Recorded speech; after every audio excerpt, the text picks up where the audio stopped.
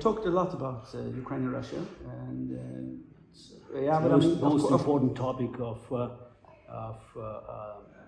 today, and I think that's whether you're doing banking or any other business, or you simply are interested about just global affairs. So Ukraine war now is on the top of the list, and of course I do not have just remote interest as an observer, so I can't avoid feeling some kind of guilt because I'm Russian, though I have probably the most impeccable record of being in opposition to Vladimir Putin and his regime. Yeah, but I mean, I'm still Russian, and Ukrainians, as we speak, being killed by Russian missiles and bombs. Yeah. Do you have anything like any idea what's going to happen now?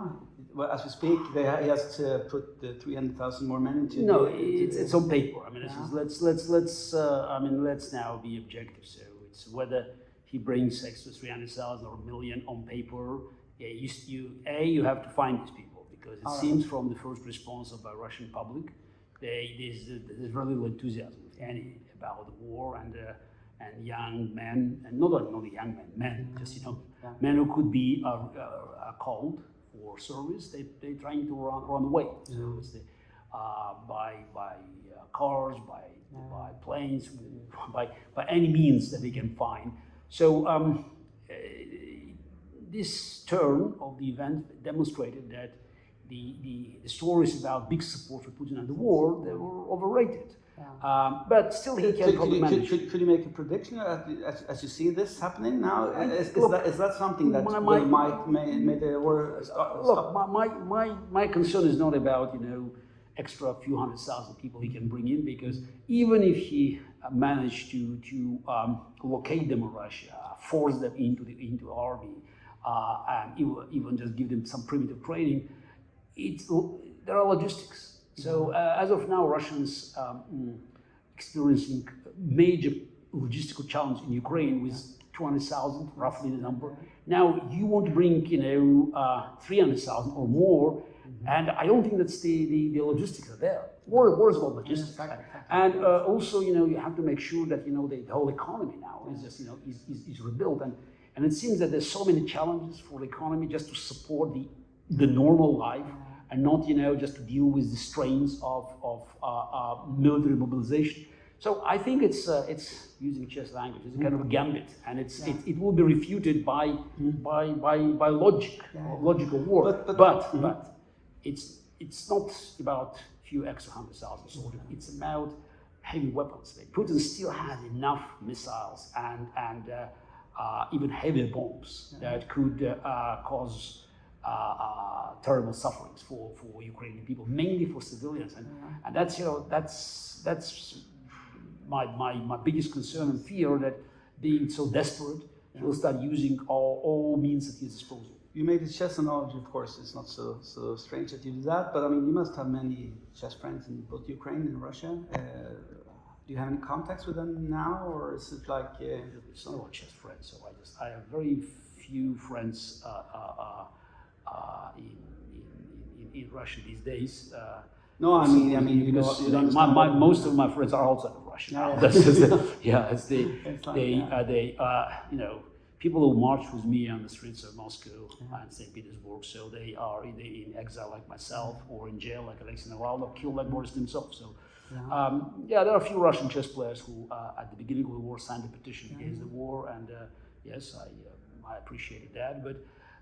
As for Ukrainians, I have many friends there, and it's not necessarily chess players. And I was on the Ukrainian side from day one of the war, which was not in 2022, but in 2014. They know that, and I do everything possible, everything just that is humanly possible to bring resources, tools, whatever Ukraine needs to survive Putin's onslaught and win the war. Okay, but do you think this will last long? Or let's put it this way: if Putin put in this weapon that you talk about, and maybe will win the war, could he? What will happen then? Could he do that? No, Putin cannot win the war. No, look, it's very clear now. he had his only chance to win the war as a blitzkrieg. Yeah, so he failed, and now there's no way he can win the war. The question is, it's what price Ukraine will pay for her final victory, and the price could be really high. But it seems to me that Ukrainians, after so much damage put to their country, both for its human cost and also infrastructure, I think they're willing to go to the very end, so to liberate their country, and we can only stand by them. So by this glorious nation, and I think it's the liberation of Ukraine will be the beginning of liberation of Russia from Putin's fascism. Again, we don't know the cost of that, and I think Russia will inevitably end up in turmoil after Putin's army is being defeated and returned to Russia, and then all the refugees from eastern Ukraine or Crimea coming back, and the sanctions will have devastating effect. So my educated guess, and of course war is a war, it's nobody can give exact prediction, that by the next spring, Russia will be depleted of all resources to continue the war. Putin's only bet now is a harsh winter and high energy prices and maybe some kind of political turmoil in Europe that will give an opportunity for pro-Putin forces in France, in Germany, in other countries to weaken the Western alliance. It seems unlikely now. I think this Europe will definitely suffer, but not as much as Putin expected. And I think also European public is probably willing now to accept its sacrifices, because for any normal person it's clear, while we're paying with money, Ukraine is paying with blood.